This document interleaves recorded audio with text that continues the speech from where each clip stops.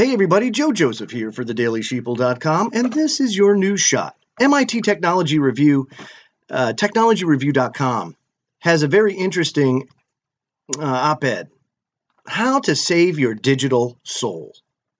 With a selfie and some audio, a startup called Oben says it can make you an avatar that can say or sing anything. Now this is interesting because it'll take your voice and your face and animate it as well. And it's an unbelievable animation. And right now, of course, you can tell the difference between this animation and real life, but it won't take long at all before it will become indistinguishable. Before you can go to YouTube, or they could go to YouTube, they can pull your face, you can pull a video of you, and using the artificial intelligence, it can go ahead and make a digital avatar of you that can basically say or sing or do anything over the computer, which over the course of time and the advancement of technology, it will soon become indistinguishable between the digital version of you and you. Now, this can be a good thing and it can be a bad thing. But again, road to hell is paved by good intentions. Listen to this.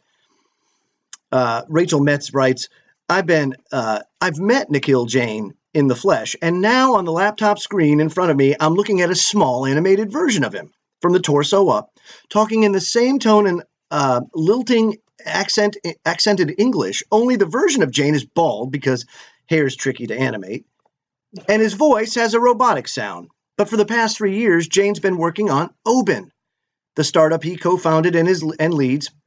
It's a building technology that uses a single image and an audio clip to automate the construction of what are sort of like digital souls.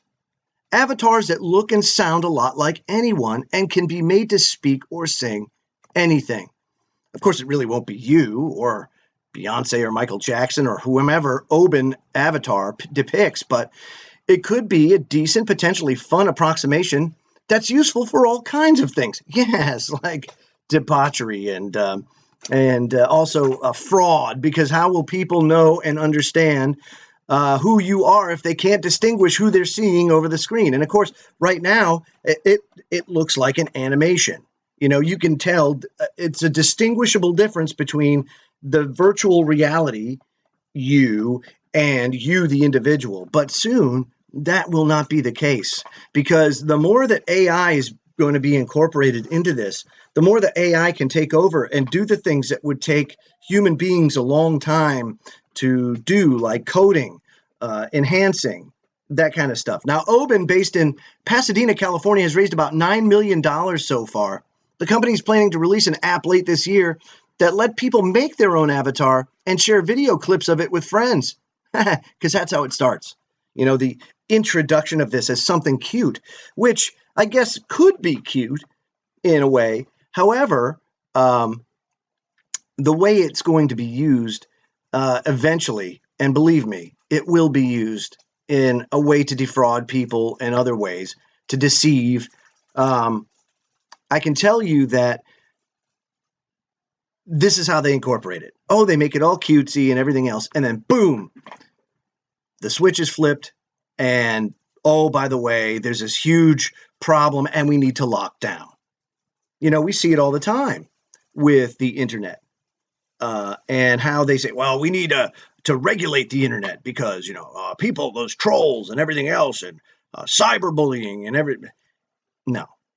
What's going on is people have become a lot more sensitive because of the huge propaganda campaign geared towards political correctness and everything else. And so they make an app like this, and it's cutesy and everything else, and you got a picture of grandma and her voice, maybe a video of it, and now you can animate grandma and have her say things, and she's dead now, but now she's not. She's brought back to life. And hey, some people have very fond memories of those that have passed on, and this may be a very valuable tool in them healing. However, you can't take a look at this stuff without looking at the downside of it as well. And all it does is open another door for people to take advantage of it, and then for the government to come in and say, Naughty, naughty, people have taken advantage of it, and now we got to clamp down, and we'll have to monitor this because they know what's best for us. Whereas if we were personally responsible and this kind of stuff was happening and we shut it down ourselves, then hey, no harm, no foul.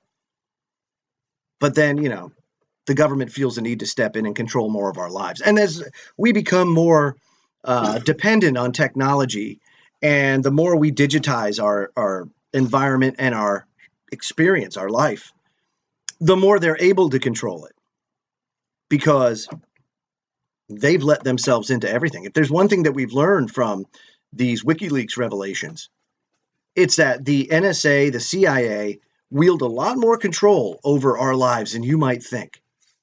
And they can see everything you do, even down to listening into your conversations via these LED light bulbs.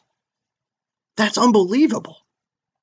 So when I see stories like this that talk about creating digital avatars, it's all cutesy right now because you can tell the difference, but I can tell you real soon you won't be able to tell the difference, especially with the advent of 5G. When 5G comes out, it's going to be very indistinguishable because bandwidth at that point will be unbelievable. And the way and the capabilities that they're going to have are going to be unimaginable. I'm Joe Joseph. This was thedailysheeple.com's News Shot. Feel free and comment below and visit our website at thedailysheeple.com. Have a great day, everybody.